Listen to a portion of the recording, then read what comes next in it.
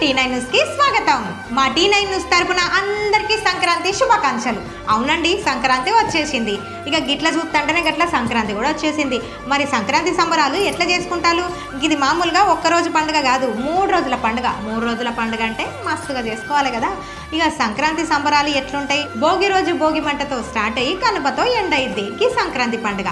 ఇంటి నిండా చుట్టాలతోటి ఇల్లంతా సందడి సందడి పిల్లలతోటి మస్తుగా చేసుకుంటారు. భోగి రోజు పొద్దుగాలనే భోగి మంటతో స్టార్ట్ అయ్యి కనుమతో ఎండ్ అయ్యిద్ది అనమాట ఈ 3 రోజుల పండుగ.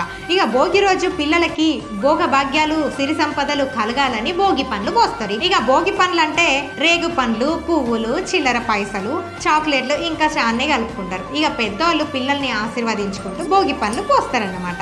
ఇక సంక్రాంతి రోజైతే హరిదాసుల సందడి, డూడు బసవన్న సందడి, ఇంకా కోడి పందాలు, ఎడ్ల పందాలు, ఇంకా ఆటల పోటీలు, ముగ్గుల పోటీలు ఇక మస్తు ఉంటాయి. అబ్బో ఏమని చెప్తాం, ఇంకా చాలా ఉంటాయి. పిల్లలందరూ పతంగులు ఆడుకుంటారు.